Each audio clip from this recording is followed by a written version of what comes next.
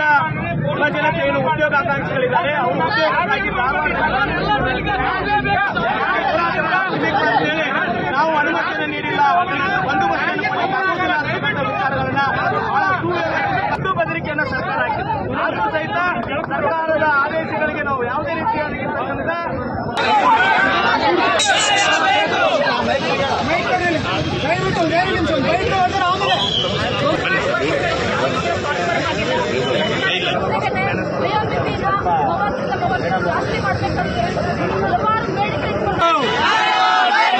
ಉದ್ಯೋಗ ನಮ್ಮ ಹಕ್ಕು, ನಮಗೆ ಕೊಡಿ, ನಮಗೆ ಕೊಡಿ.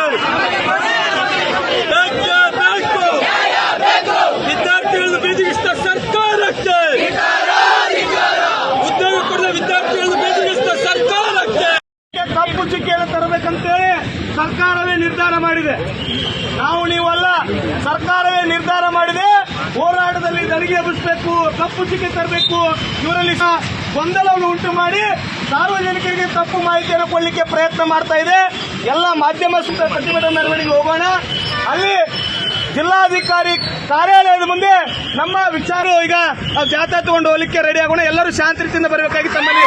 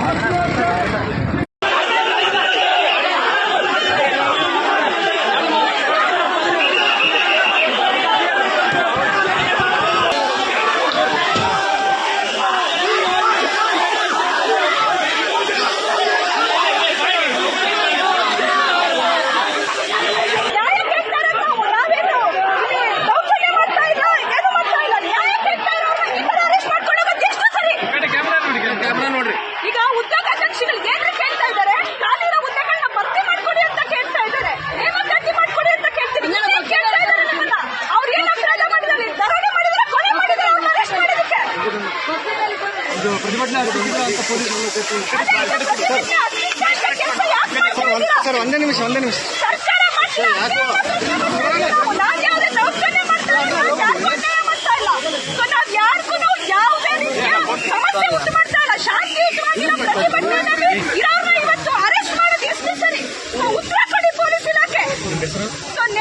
ಪರ್ಮಿಷನ್ ಕೊಡಲ್ಲ ಅಂತ ಹೇಳಿದ್ದಾರೆ.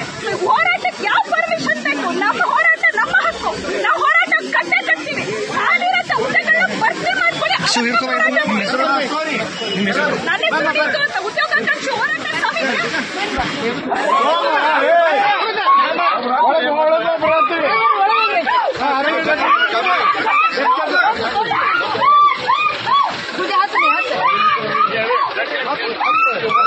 ಸರ್, ನೀವು ಲೋಗೋ ತೆಗಿರಲ್ಲ ಸರ್.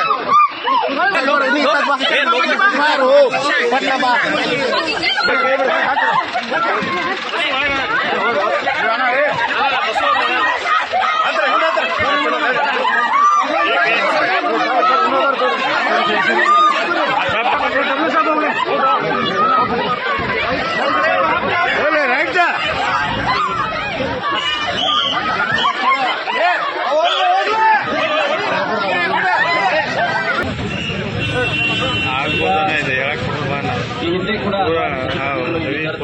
ಆಗಿದೆ. ಆ ಸಂದರ್ಭದಲ್ಲಿ ನಾವು ರಾಜ್ಯ ಸರ್ಕಾರಕ್ಕೆ ಸಂಬಂಧಪಟ್ಟ ಸಚಿವರುಗಳ ಮುಖಾಂತರ ಮತ್ತು ಹಿರಿಯ ಅಧಿಕಾರಿಗಳ ಮುಖಾಂತರ ಗಮನ ತರುವಂಥ ಕೆಲಸ ಮಾಡಿದ್ದೀವಿ. ನಾವು ಈ ವಿಚಾರವಾಗಿ ಗೃಹಮಂತ್ರಿಗಳು ಸೇರಿ ಬೇರೆಯವರ ಹತ್ರ ಮಾತಾಡಿದಂಥ ಸಂದರ್ಭದಲ್ಲಿ ಈ ನಿಟ್ಟಿನಲ್ಲಿ ಸಾಕಷ್ಟು ಪ್ರಯತ್ನಗಳು ಸರ್ಕಾರದ ಹಂತದಲ್ಲೂ ಆಗ್ತಾ ಇದೆ ಅನ್ನೋದನ್ನು ತಿಳಿಸಿದ್ದಾರೆ. ಅದರ ಹಿನ್ನೆಲೆಯಲ್ಲಿ ನಮ್ಮ ಯಲ್ಲಪ್ಪ ಹೆಗಡೆ ಅಮ್ಮ, ಒಂದು ನಿಮಿಷ ಅಮ್ಮ, ನಾನು ಮಾತಾಡ್ತೀನಮ್ಮ. ಅಧಿಕೃತವಾಗಿ ಅನುಮತಿ ತಗೊಂಡು ಮಾಡ್ತಿರುವಂತ ಕಾರ್ಯಕ್ರಮ ಅಲ್ಲ. ಬಹಳ ಸ್ಪಷ್ಟವಾಗಿ ಹೇಳ್ತೀನಿ. ಇನ್ನು ತಮ್ಮ ವಿಚಾರಗಳೇನಿದ್ದಾವೆ ಇಲ್ಲಿರುವಂತದ್ದು ಓದಿ ತಿಳ್ಕೋಬೇಕಾಗಿಲ್ಲ. ನನಗೆ ಎಲ್ಲ ವಿಚಾರಗಳು ಗೊತ್ತಿದೆ.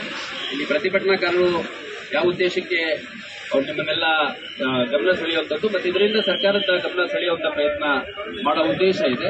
ಆ ಎಲ್ಲಾ ವಿಚಾರಗಳು ನನ್ನ ಗಮನದಲ್ಲಿದೆ. ಮತ್ತೆ ಸಂಬಂಧಪಟ್ಟ ಅಧಿಕಾರಿಗಳು ಹಾಗೂ ಸರ್ಕಾರದ ಹಂತದಲ್ಲಿ ಯಾರು ಇದ್ರ ಬಗ್ಗೆ ನಿರ್ಣಯ ತಗೋಬೇಕು ಅವ್ರಿಗೂ ಕೂಡ ಈ ವಿಷಯ ಗಮನದಲ್ಲಿದೆ. ಮತ್ತೆ ವಿದ್ಯಾರ್ಥಿಗಳ ಮತ್ತು ಆಕಾಂಕ್ಷಿಗಳ ಸಮಸ್ಯೆ ಅನ್ನುವಂಥದ್ದು ನಾನು ಬಹಳಷ್ಟು ಸಾರಿ ಕೋಚಿಂಗ್ ಇನ್ಸ್ಟಿಟ್ಯೂಟ್ ಸೇರಿದಂತೆ ಪಿಜಿಗಳು, ಲೈಬ್ರರಿಗಳು, ಎಲ್ಲಿ ರೂಮ್ ಮಾಡ್ಕೊಂಡಿದ್ದೀರಿ, ಮನೆ ಮಾಡ್ಕೊಂಡಿದ್ದೀರಿ, ಮೆಸ್ಗಳು, ರೋಡ್ ಸೈಡ್ ಡಾಬಾಗಳಿಂದ ಹಿಡಿದು ರೋಡ್ ಸೈಡ್ ಅಂಗಡಿ, ಚಾ ಅಂಗಡಿವರೆಗೂ ನಾನು ಎಲ್ಲಾ ಕಡೆ ಬಂದ್ಬಿಟ್ಟು ವಿದ್ಯಾರ್ಥಿಪಟ್ಟ ಅಧಿಕಾರಿಗಳಿಗೆ ಮತ್ತು ಸರ್ಕಾರದ ಹಂತದಲ್ಲಿ ಇರುವಂತವರಿಗೆ ತಿಳಿಸೋಗ್ತಾ ಇರ್ತೀನಿ. ನಿರಂತರವಾಗಿ ಮಾಡ್ತಾ ಬಂದಿದ್ದೀನಿ. ಅದು ತಮಗೂ ಎಲ್ಲ ಗೊತ್ತಿದೆ. ಇದರ ಹಿನ್ನೆಲೆಯಲ್ಲಿ ಜನಸಾಮಾನ್ಯರ ಬಗ್ಗೆ ಅವ್ರಿಗೂ ಅಂದಾಜಿಲ್ಲ. ಈಗ ರಾಯಚೂರಿಂದ ಯಾವ ಲೀಡರ್ ನೇತೃತ್ವದಲ್ಲಿ ಬರ್ತಾರೆ ಅಥವಾ ಗುಲ್ಬರ್ಗದಿಂದ ಯಾವ ಲೀಡರ್ ನೇತೃತ್ವದಲ್ಲಿ ಬರ್ತಾರೆ, ಎಷ್ಟು ಜನ ಬರ್ತಾರೆ, ಯಾವ ರೀತಿಯಾಗಿ ಬರ್ತಾರೆ ಅಂತ ಕೇಳಿದ್ದಕ್ಕೆ ಅವರಲ್ಲಿ ಉತ್ತರ ಇಲ್ಲ. ಅವರು ಒಂದು ಆಕಾಂಕ್ಷಿಗಳ ಹೋರಾಟ ಆಗಿದೆ. ಹಾಗಾಗಿ ರಾಜ್ಯದ ಯಾವುದೇ ಮೂಲೆಯಿಂದ ಯಾರಾದರೂ ಬರ್ಬೋದು ಅನ್ನೋ ವಿಚಾರ ಹೇಳಿದ್ದಾರೆ.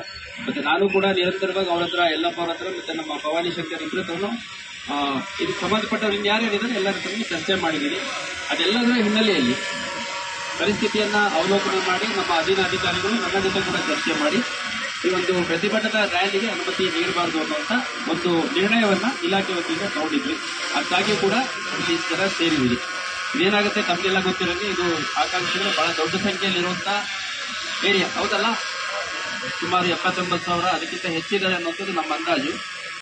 ಸಣ್ಣ ಮಿಸ್ಟೇಕ್ ಮಾಡಿದ್ರು ಅದು ಇಡೀ ವಿದ್ಯಾರ್ಥಿ ಸಮುದಾಯಕ್ಕೆ ಕೆಟ್ಟಿರ್ತದೆ. ಹಾಗಾಗಿ ಒಂದು ಫಸ್ಟ್ ಆಫ್ ಆಲ್ ಅನುಮತಿ ಇಲ್ಲದಲೇ ಇಲ್ಲಿ ಇಷ್ಟು ಜನ ಗ್ಯಾದರ್ ಆಗಿರೋದು ತಪ್ಪಾಗುತ್ತೆ. ಹಾಗಾಗಿ ನಾನು ಆ ಸೈಡ್ ಅಲ್ಲಿದ್ದು ಆಕಾಂಕ್ಷಿಯಾಗಿದ್ದು ಇವಾಗ ಅಧಿಕಾರಿಯಾಗಿ ಈ ಕಡೆ ಬಂದಿದ್ದೀನಿ. ಆ ಒಂದು ಕಳಕಳಿಯಿಂದ ಹೇಳ್ತಾ ಇದ್ದೀನಿ. ನಿಮ್ಮೆಲ್ಲ ವಿಷಯಗಳೇನಿದೆ ಸಂಬಂಧಪಟ್ಟವ್ರಿಗೆ ತಿಳಿಸುವಂತ ಕೆಲಸ ಮಾಡ್ತೀವಿ. ಮತ್ತೆ ಯಾರು ಆರ್ಗನೈಸರ್ಸ್ ಇದ್ದಾರೆ 4-5 ಜನ ಬನ್ನಿ. ನಾನು ಜಿಲ್ಲಾಧಿಕಾರಿಗಳ ಹತ್ರ ಅವರು ಬೇರೆ ಬೇರೆ ಕೆಲಸದಲ್ಲಿದ್ದಾರೆ. ಯಾಕಂದ್ರೆ ಕಾರ್ಯಕ್ರಮ ಇವತ್ತು ಅನುಮತಿ ಇಲ್ಲ ಅನ್ನೋ ಕಾರಣಕ್ಕೆ ಅವ್ರು ಬೇರೆ ಬೇರೆ ಕೆಲಸದಲ್ಲಿ ಇದ್ದಿದ್ರು.